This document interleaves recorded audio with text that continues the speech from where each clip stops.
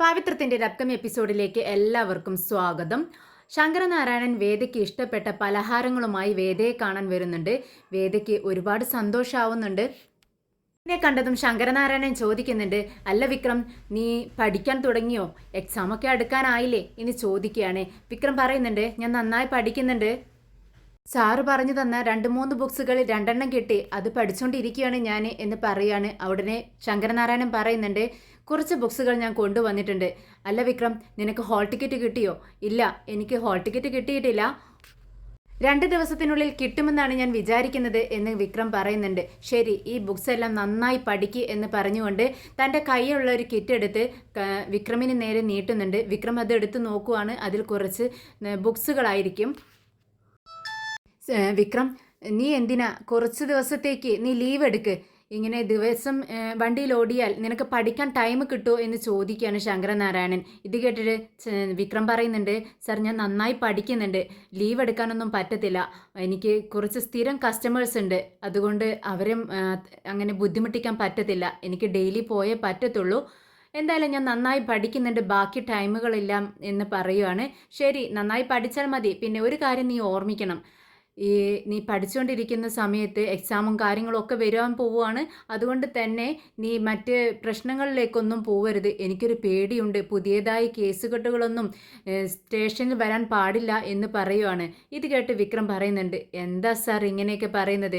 ഞാനിപ്പോൾ അങ്ങനെയുള്ള പ്രശ്നങ്ങളിലേക്കൊന്നും പോകുന്നില്ല. ഞാൻ എൻ്റെ ജോലി, എൻ്റെ കാര്യങ്ങൾ, അത് കഴിഞ്ഞാൽ വീട്ടിലേക്ക് വരുന്നു. പിന്നെ ഞാൻ വേദയോടൊപ്പമാണ്, എവിടേക്കും പോവാറില്ല എന്ന് പറയുന്നുണ്ട്.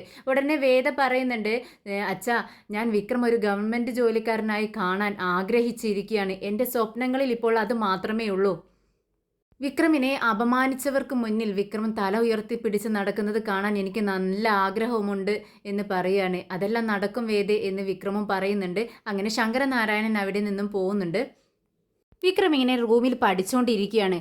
അന്നേരം വേദ ഒരു കപ്പ് കാപ്പിയുമായി റൂമിലേക്ക് വരുവാണ്. ഇത് കണ്ട് വിക്രം ചോദിക്കുന്നുണ്ട്, എന്തിനാ വേദ നീ ഇതെല്ലാം ചെയ്യുന്നത്? ചേച്ചി കാപ്പി ഇട്ട് തരുമായിരുന്നല്ലോ എന്ന് ചോദിക്കുകയാണ്. ഇത് കേട്ടതും വേദ പറയുന്നുണ്ട്, അതെ വിക്രം, നീ അച്ഛനും അമ്മയും ഒക്കെ പറയുന്നത് പോലെ പറയാൻ നിൽക്കരുത്. ഇനി ഇതെല്ലാം ഗർഭിണികൾ ചെയ്യേണ്ട കാര്യങ്ങൾ തന്നെയാണ്. അധികം റെസ്റ്റ് എടുക്കാനൊന്നും പറ്റത്തില്ല, റെസ്റ്റ് വേണം മിതമായി. പക്ഷേ ഓവറായാലുണ്ടല്ലോ, ഞാൻ പ്രസവം കഴിയുമ്പോഴേക്കും ഞാൻ തടിച്ച് വീർത്തിരിക്കും, അത് വളരെ ബുദ്ധിമുട്ടായിരിക്കും വിക്രം. അതുകൊണ്ട് അത്യാവശ്യം ജോലികളെല്ലാം ചെയ്യുന്നത് നല്ലതാണെന്ന് വേദ പറയുന്നുണ്ട്. ശരി, നീ ഭക്ഷണം കഴിച്ചോ എന്ന് ചോദിക്കുകയാണ്. ഉടനെ വേദ പറയുന്നുണ്ട്, ഇപ്പോൾ കുറച്ച് പ്രശ്നങ്ങളൊക്കെ മാറിയിട്ടുണ്ട്, വൊമിറ്റിങ്ങിനൊക്കെ കുറച്ച് ഭേദമുണ്ട്, അതുകൊണ്ട് കുറച്ചെല്ലാം ഞാൻ ഭക്ഷണം കഴിച്ചു തുടങ്ങി വിക്രം എന്ന് പറയുന്നുണ്ട്. പിന്നീട് വേദ മുടി ചീവിക്കൊണ്ടിരിക്കുകയാണ്. അപ്പോഴാണ് കണ്ണാടിയുടെ ഒരു സൈഡിലായി നിറയെ ഫോട്ടോസ്, കുഞ്ഞു കുട്ടികളുടെ, പെൺകുട്ടികളുടെ ഫോട്ടോസ് ഒട്ടിച്ചു വെച്ചിരിക്കുന്നത് വേദ കാണുന്നത്. വേദ അതെല്ലാം ശ്രദ്ധിച്ച് ചിരിച്ചുകൊണ്ട് നിൽക്കുകയാണ്. ഇത് കണ്ടിട്ട് വിക്രം അവളുടെ അടുത്തേക്ക് വരുന്നുണ്ട്. ഇഷ്ടപ്പെട്ട വേദ എന്ന് ചോദിക്കുകയാണ്. പിന്നെ ഇഷ്ടപ്പെടാതെ, ഇത്രയും നല്ല മക്കൾ, കുഞ്ഞു മക്കൾ, എത്ര സുന്ദരി കുട്ടികളാ, ഈ ഫോട്ടോ ആർക്കെങ്കിലും ഇഷ്ടപ്പെടാതിരിക്കുകയോ? നീ ഇതെല്ലാം എപ്പോൾ ഒപ്പിച്ചു എന്ന് ചോദിക്കുകയാണ്. അതിനാണോ സമയം? അതിനൊക്കെ എത്ര ടൈം വേണം വേദേ? നിന്നെ സന്തോഷിപ്പിക്കുക, നീ എപ്പോഴും സന്തോഷമായിട്ടിരിക്കുക, അതിനുവേണ്ടി ചെയ്തതാ എന്ന് പറയുന്നുണ്ട് വിക്രം. ഓ അങ്ങനെയാണോ, എന്നാൽ ഇങ്ങോട്ടേക്ക് വാ എന്ന് പറഞ്ഞ് വിക്രമിൻ്റെ കൈയും പിടിച്ചുകൊണ്ട് വേദ അപ്പുറത്ത് വിക്രമിൻ്റെ ഷർട്ടുകളെല്ലാം തൂക്കുന്ന ഹാങ്കറിൻ്റെ അടുത്തേക്ക് കൊണ്ടുപോവാണ്. എന്നിട്ട് വിക്രം ഇടുന്ന ഷർട്ടെല്ലാം 2-3 ഷർട്ടുകൾ ഇങ്ങനെ എടുത്തു മാറ്റുന്ന സമയത്ത് അതിന് പിറകിലായി നിറയെ ആൺകുട്ടികളുടെ ഫോട്ടോസ് ഒട്ടിച്ച് വെച്ചിരിക്കുകയാണ്. അപ്പോൾ വിക്രം ചോദിക്കുന്നുണ്ട്, അല്ല നീ ഇതിപ്പോൾ ഒപ്പിച്ചു? അതൊക്കെ ഞാൻ സംഘടിപ്പിച്ചു, എങ്ങനെയുണ്ടെന്ന് വേദിയും ചോദിക്കുന്നുണ്ട്. ഇഷ്ടമായി, നന്നായിട്ടുണ്ട്. അല്ല വിക്രം, എനിക്ക് ആൺകുഞ്ഞിനെയാണ് ഇഷ്ടം, നിനക്ക് പെൺകുട്ടികളെ? അല്ല, 2 പേരും 2 കുട്ടികളെ വേണമെന്ന് പ്രാർത്ഥിക്കുമ്പോൾ ദൈവം ഏത് കുഞ്ഞിനെയാ തരിക എന്നിങ്ങനെ ചോദിക്കാട്ടോ വേദ. ഇത് കേട്ട് വിക്രം ഇങ്ങനെ ഒരു നിമിഷം ചിന്തിച്ചുകൊണ്ട് പറയുന്നുണ്ട്, അല്ല വേദേ, നമ്മുടെ പ്രാർത്ഥന ദൈവം കേട്ടതുകൊണ്ട് 2 കുഞ്ഞുങ്ങളെയും കൂടി ഒരുമിച്ച് തന്നാലോ എന്ന് ചോദിക്കുകയാണ്. ഇത് കേട്ടതും വേദ പറയുന്നുണ്ട്, അല്ല വിക്രം, നീ എന്താ ഉദ്ദേശിച്ചത്? അല്ല, ഒരു പ്രസവത്തിൽ 2 കുഞ്ഞുങ്ങളെന്നൊക്കെ കേട്ടിട്ടില്ലേ? അതുപോലെ എങ്ങാനും ഒരു ആൺകുഞ്ഞിനെയും ഒരു പെൺകുഞ്ഞിനെയും തന്നാൽ നമുക്ക് സന്തോഷമാവില്ലേ എന്ന് ചോദിക്കുകയാണ്. ഇത് കേട്ട് വേദ പറയുന്നുണ്ട്, ഓ അങ്ങനെയാണോ? അങ്ങനെയാണെങ്കിൽ ഡബിൾ സന്തോഷമല്ലേ വിക്രം? നമ്മൾ 2 പേരില്ലേ നോക്കാൻ, കൂടാതെ നമ്മുടെ വീട്ടുകാരും പൊന്നുപോലെ നമ്മൾ നോക്കും. 2 അല്ല വിക്രം, ഒരു 4 കുഞ്ഞുങ്ങളായാൽ എനിക്ക് ഒരു പ്രശ്നവും ഇല്ലാട്ടോ, എനിക്ക് സന്തോഷമേ ഉള്ളൂ എന്ന് പറയുകയാണ് വേദ. ആ ശരി ശരി, ഞാൻ നിന്റെ പഠിപ്പൊന്നും മുടക്കുന്നില്ല. നീ പഠിച്ചു കഴിഞ്ഞോ എന്ന് ചോദിക്കുകയാണ്. ആ ഇല്ല, പഠിച്ചു കഴിഞ്ഞിട്ടില്ല, കുറച്ചുകൂടിയുണ്ട്. അച്ഛൻ കുറച്ച് ബുക്സൊക്കെ എല്ലാം കൊണ്ടുവന്നിട്ടില്ലേ, അതെല്ലാം നോക്കിക്കൊണ്ടിരിക്കുകയാണ്. ശരി, എന്നാൽ നീ പഠിച്ചോ, ഞാൻ പുറത്തു പോയി ഇരിക്കാം. ഏയ് അത് പറ്റത്തില്ല വേദേ, എനിക്ക് നിന്നോടൊപ്പം ഇരുന്ന് പഠിക്കുമ്പോഴാ കൂടുതൽ സന്തോഷം. പിന്നെ നീ ഇവിടെ ഇരിക്കേ, എന്നിട്ട് ഞാൻ നിന്റെ മടിയിൽ തല വെച്ചുകൊണ്ട് അങ്ങനെ കിടന്ന് പഠിച്ചോളാം എന്ന് പറയാണ്. ദേ വിക്രം, നീ കളിക്കരുത്.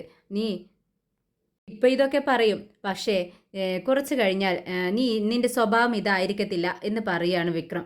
വേദ അപ്പോൾ വിക്രം പറയുന്നുണ്ട്, ഇല്ല വേദേ, നീ ഞാൻ പറയുന്നത് പോലെ ചെയ്തോളാം, നീ പറയുന്നത് പോലെ ഞാൻ ചെയ്തോളാം. നീ ഇവിടെ ഇരിക്ക് കുറച്ച് നേരത്തേക്ക്. എന്തായാലും നിന്നോടൊപ്പം ഉറങ്ങാൻ അമ്മ സമ്മതിക്കുന്നില്ല, കുറച്ചു നേരം ഇവിടെ ഇരിക്കെങ്കിലും ചെയ്യടി എന്ന് പറയുക കേട്ടോ. അങ്ങനെ ശരി എന്ന് പറഞ്ഞുകൊണ്ട് വേദയുടെ മടിയിൽ തല ചായച്ച് അങ്ങനെ കിടന്ന് പഠിക്കുകയാണ് വിക്രം.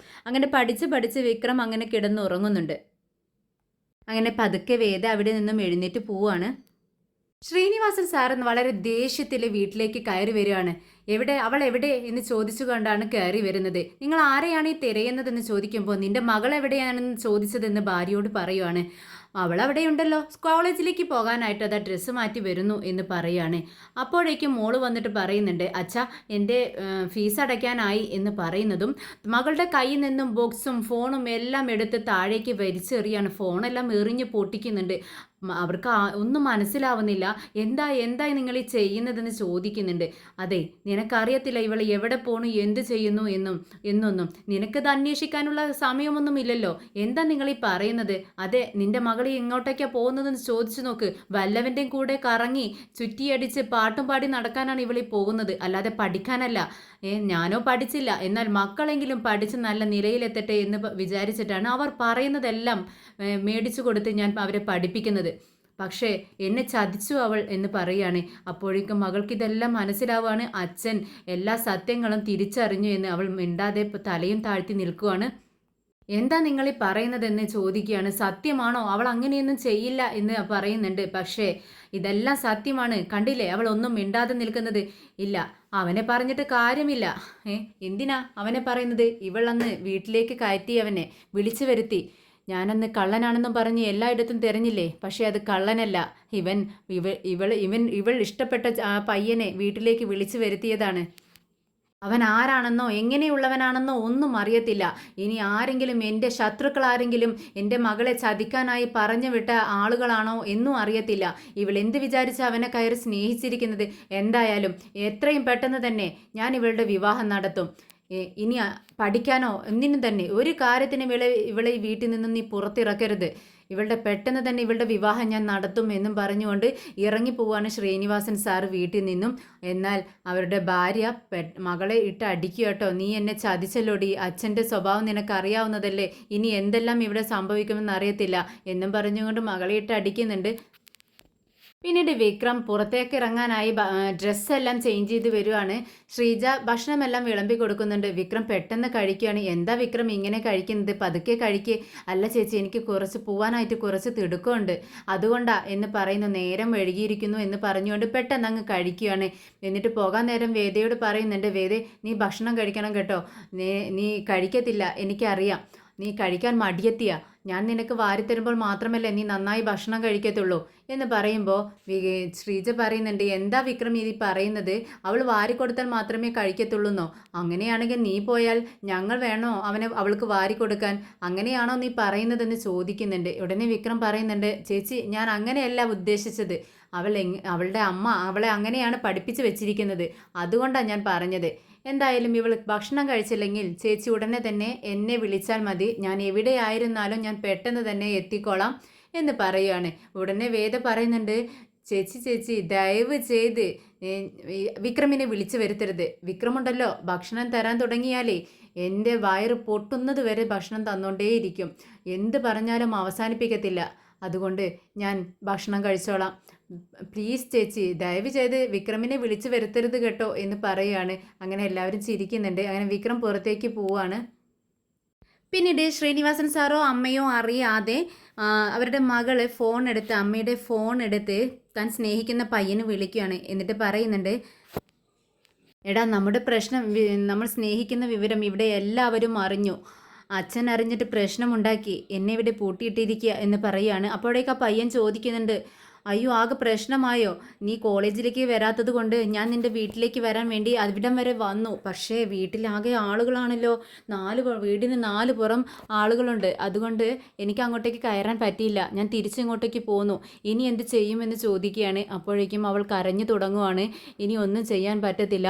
അച്ഛൻ എനിക്ക് വിവാഹം ആലോചിച്ചു തുടങ്ങി. ഏതെങ്കിലും ഒരു പയ്യൻ്റെ തലയിൽ എന്നെ കെട്ടിവെക്കും, അതെനിക്ക് ഉറപ്പാ. ഞാൻ നിന്നോട് അപ്പോഴും പറഞ്ഞില്ലടാ, എൻ്റെ പിറകെ നടക്കല്ലേ, എനിക്ക് പറ്റത്തില്ല.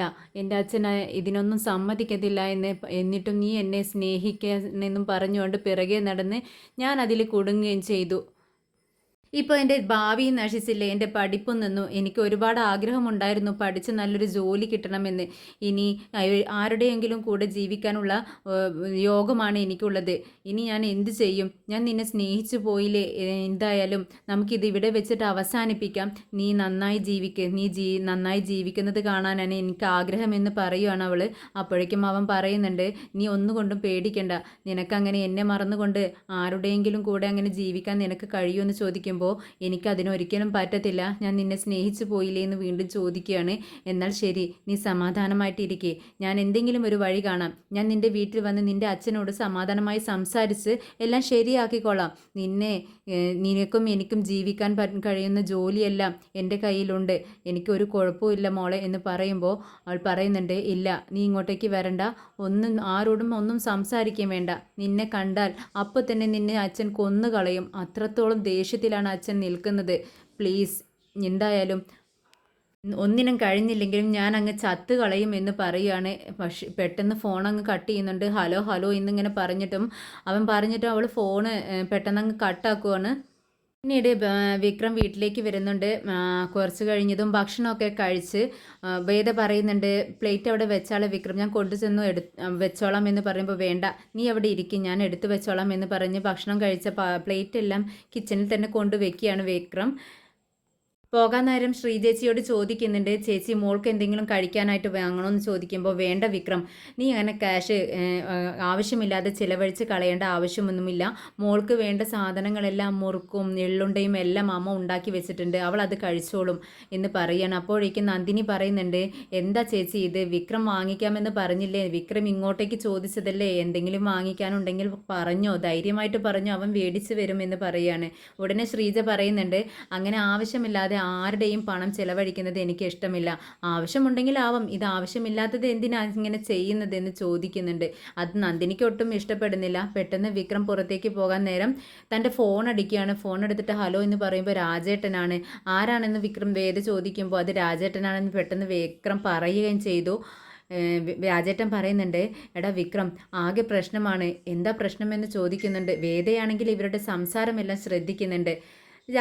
രാജേട്ടൻ പറയുന്നുണ്ട്, ശ്രീനിവാസൻ സാറിൻ്റെ വീട്ടിൽ എന്തോ പ്രശ്നമുണ്ട്, നമുക്കറിയാവുന്ന നമ്മൾ പിള്ളേരെ പറഞ്ഞതാണ്. എന്താണ് ആകെ പ്രശ്നം, അവിടെ വലിയ പ്രശ്നം തന്നെ നടന്നുകൊണ്ടിരിക്കുകയാണെന്ന് പറയുന്നു. എന്താ പ്രശ്നം, സാറിനോ എന്ന് ചോദിക്കുമ്പോൾ എന്ത് സാറ്, ഏത് സാറിൻ്റെ കാര്യം നീ പറയുന്നതെന്ന് വേദ പെട്ടെന്ന് അടുത്തേക്ക് വന്നിട്ട് ചോദിക്കുകയാണ്. അത് വേറൊരു സാറ്, നിനക്കറിയത്തില്ല എന്ന് പറയുന്നുണ്ട്. പക്ഷേ വേദയ്ക്ക് നന്നായി ഡൗട്ട് അടിക്കുന്നുണ്ട് വിക്രമിൻ്റെ ഈ പരുങ്ങലൊക്കെ കണ്ടിട്ട്. എന്നിട്ട് രാജേട്ടൻ പറയുന്നുണ്ട്, നീ എൻ്റെ ഭാര്യ അടുത്തുണ്ട് അല്ലേ, എന്നാൽ നീ ഇങ്ങോട്ടേക്ക് വാ, ഞാൻ ഈ കുളത്തിനരികിലുണ്ട്, നീ ഇവിടെ വന്നിട്ട് നമുക്ക് സംസാരിക്കാം എന്ന് പറഞ്ഞ് ഫോൺ അങ്ങ് കട്ടാക്കുവാണ്. ഉടനെ വേദ ചോദിക്കുന്നുണ്ട്, ആരാ വിളിച്ചതെന്ന് ചോദിക്കുമ്പോൾ അത് രാജേട്ടൻ. ഏത് സാറിൻ്റെ കാര്യം പറഞ്ഞത്, അത് നിനക്കറിയത്തില്ല, അവിടെ ഒരു സാറിൻ്റെ കാര്യം പറഞ്ഞതാണ്. ആ ശരി, ഏത് സാറിൻ്റെ കാര്യമായാലും രാജേട്ടനാണ് വിളിച്ചിരിക്കുന്നത്. എനിക്ക് വലിയ സംശയമുണ്ട്, നീ എന്തോ പ്രശ്നത്തിന് പോകുന്നതാ വിക്രം, നീ സൂക്ഷിച്ചോ. നീ പഠിച്ച് നല്ലൊരു ജോലി, ഒരു ഗവൺമെൻറ് ജോലിക്ക് ശ്രമിച്ചുകൊണ്ടിരിക്കുകയാണ്. അതുകൊണ്ട് തന്നെ ഒരു പ്രശ്നത്തിലേക്കും പോവണ്ട എന്ന് ഞാൻ പറയുന്നത്. അച്ഛൻ്റെയും അമ്മയുടെയും എൻ്റെ അച്ഛൻ്റെയും എൻ്റെയും എല്ലാം ആഗ്രഹമാണ് നിനക്കൊരു ഗവൺമെൻറ് ജോലി കിട്ടുക എന്നുള്ളത്. നമ്മുടെ ജീവിതം തന്നെ വേറൊരു തരത്തിലേക്ക് പോയിക്കൊണ്ടിരിക്കുകയാണ്. നീ പഴയ ജീവിതത്തിലേക്ക് തന്നെ പോകാൻ വേണ്ടി ശ്രമിക്കരുത് വിക്രം എന്ന് പറയുകയാണ്. ഇല്ല വേദ, ഞാൻ നിനക്ക് വാക്ക് തന്നതല്ലേ, അത് ഞാൻ ഒരിക്കലും തെറ്റിക്കത്തില്ല, നീ എന്നെ വിശ്വസിക്കും, ഞാൻ പോയിട്ട് വരാമെന്ന് പറഞ്ഞ് വിക്രം പോവാണ്. പിന്നീട് ശ്രീനിവാസൻ സാറിൻ്റെ മോളെ സ്നേഹിക്കുന്ന പയ്യൻ വീട്ടിലേക്ക് കയറി വരുവാണ്. അപ്പോഴേക്കും പരിചയമില്ലാത്തൊരു പയ്യൻ കയറി വരുന്നത് കണ്ട് ഗുണ്ടകൾ അവനെ തടയുന്നുണ്ട്. അവൻ പറയുന്നുണ്ട്, പ്ലീസ് എന്നെ ഒന്ന് അകത്തേക്ക് കയറി വിടണം, എനിക്ക് ശ്രീനിവാസൻ സാറിനെ ഒന്ന് കാണണം, സാറിനെ ഒന്ന് കണ്ടാൽ മതി, സംസാരിക്കാൻ വേണ്ടിയാണെന്ന് പറയുവാണ്. അപ്പോഴേക്കും ശ്രീനിവാസൻ സാർ ഇവനെ കണ്ടതുകൊണ്ട് അങ്ങോട്ടേക്ക് ഇറങ്ങി വരുവാണ്. വന്നതും അവൻ്റെ നെഞ്ചിലോട്ടൊരു ചവിട്ടങ്ങ് ചവിട്ടുന്നുണ്ട്. എന്നിട്ട് പറയുന്നത്, എന്ത് ധൈര്യത്തിലാടാ നീ ഇങ്ങോട്ടേക്ക് കയറി വന്നത്? നിന്നെ കണ്ടപ്പോൾ എനിക്ക് മനസ്സിലായി നീ ആരാണെന്ന്. നിനക്ക് ഇത്രത്തോളം ധൈര്യമോ? ഡാ ചാവട്ടിക്കൂട്ടടാ അവനെ എന്ന് പറയുമ്പോഴേക്കും എല്ലാവരും നാല് പുറത്തു നിന്നും വന്ന് അവനെ അടിച്ച് ചവിട്ടി കൂട്ടുക കേട്ടോ. അങ്ങനെ വയ്യാതാവുന്നുണ്ട്. നെറ്റിയിൽ നിന്നും ചുണ്ടിൽ നിന്നും ഒക്കെ ചോര ഇങ്ങനെ ഒഴുകുകയാണ്. ഇത് ശ്രീനിവാസൻ സാറിൻ്റെ മോള് ജനൽ വഴി കാണുകയാണ്. അവൾ പൊട്ടിക്കരയുന്നുണ്ട്. അച്ഛാ അച്ഛാ എന്നിങ്ങനെ വിളിക്കുന്നുണ്ട്. പക്ഷേ അതൊന്നും ശ്രീനിവാസൻ സാർ ശ്രദ്ധിക്കുന്നില്ല. എടുത്തു തൂക്കി പുറത്തേക്ക് എറിയടാ അവനെ എന്ന് പറയുന്നുണ്ട്. അങ്ങനെ പുറത്ത് കൊണ്ടുപോയി ഇടുവാണ്. ഡോറ് വന്ന് തട്ടുന്നുണ്ട് ശ്രീനിവാസൻ സാറിൻ്റെ മോള്. പക്ഷേ ആരും ഡോറ് തുറന്നു കൊടുക്കുന്നില്ല. അങ്ങനെ ഇരുന്ന് കരയുവാണ്. വിക്രം വേഗം തന്നെ രാജേട്ടനെ കാണാനായി വരുന്നുണ്ട്. രാജേട്ടൻ ശ്രീനിവാസൻ സാറിൻ്റെ വീട്ടിൽ നടക്കുന്ന കാര്യങ്ങളെല്ലാം പറയുന്നുണ്ട്. വിക്രം ശ്രീനിവാസൻ സാറിൻ്റെ മോള് ഒരു പയ്യനെ സ്നേഹിക്കുന്നു. അതിനെന്താ, ഈ പ്രായത്തിൽ അതൊക്കെ ഉണ്ടാവുന്നതല്ലേ, അതിനെന്താ ഇത്ര പ്രശ്നമെന്ന് വിക്രം ചോദിക്കുകയാണ്. അത് ശ്രീനിവാസൻ സാറിന് ഒട്ടും ഇഷ്ടപ്പെട്ടിട്ടില്ല. ആ പയ്യൻ അവളെ കാണാനായി വീട്ടിലേക്ക് ചെന്നതും അവനെ അടിച്ച് ഓടിച്ചു എന്നാണ് കേൾക്കുന്നത്. അപ്പോൾ ആ മോളെ എത്രത്തോളം വിഷമിപ്പിക്കുന്നുണ്ടാവും അദ്ദേഹമെന്ന് നമുക്ക് ഊഹിക്കാവുന്നതല്ലേ ഉള്ളൂ എന്ന് ചോദിക്കുകയാണ്. അപ്പോൾ വിക്രം പറയുന്നുണ്ട്, അവൻ സംസാരിക്കാൻ വന്നിട്ടുണ്ടെങ്കിൽ സംസാരിക്കണമായിരുന്നു. നല്ല രീതിക്ക് ഇത് അവസാനിപ്പിക്കേണ്ടല്ലേ വേണ്ടത്. പക്ഷെ സാർ എന്താ ഇങ്ങനെ ചെയ്യുന്നത്? ഞാൻ എന്തായാലും ചെന്നൊന്ന് അന്വേഷിക്കട്ടെ എന്ന് പറയുന്നുണ്ട്. അപ്പോഴേക്കും ശ്രീനിവാസൻ സാറിൻ്റെ ഇളയ മോള് ചേട്ടാ എന്ന് വിളിച്ചുകൊണ്ട് വിക്രമിൻ്റെ അടുത്തേക്ക് ഓടി വരികയാണ്. എന്താ മോളെ, നീ എന്താ ഇവിടെ എന്ന് ചോദിക്കുന്നുണ്ട്. അത് ഞങ്ങൾക്കൊരു വിഷമം ഉണ്ടായാൽ ചേട്ടൻ്റെ അടുത്തേക്കല്ലേ ഞങ്ങൾക്ക് ഓടി വരാൻ കഴിയത്തുള്ളൂ. ആ പറ, എന്താ പ്രശ്നമെന്ന് ചോദിക്കുമ്പോൾ ചേച്ചി മരിച്ചു കളയുമെന്നാണ് പറയുന്നത്. എന്ത് പറ്റി മോളെ എന്ന് ചോദിക്കുമ്പോൾ ചേച്ചി ഒരു ലവ് മാറ്ററിൽ കുടുങ്ങിയിരിക്കുന്നു. അതുകൊണ്ട് ചേച്ചിക്ക് ആകെ പ്രശ്നമാണ്. അച്ഛൻ അവിടെ പൂട്ടിയിട്ടിരിക്കുകയാണ്. അപ്പോൾ ചേച്ചി മരിച്ചു കളയുമെന്നാണ് പറയുന്നതെന്ന് പറയുമ്പോൾ വിക്രം പറയുന്നുണ്ട്, ഞാൻ എല്ലാ സംഭവങ്ങളും രാജേട്ടൻ പറയുമ്പോഴാണ് അറിയുന്നത്.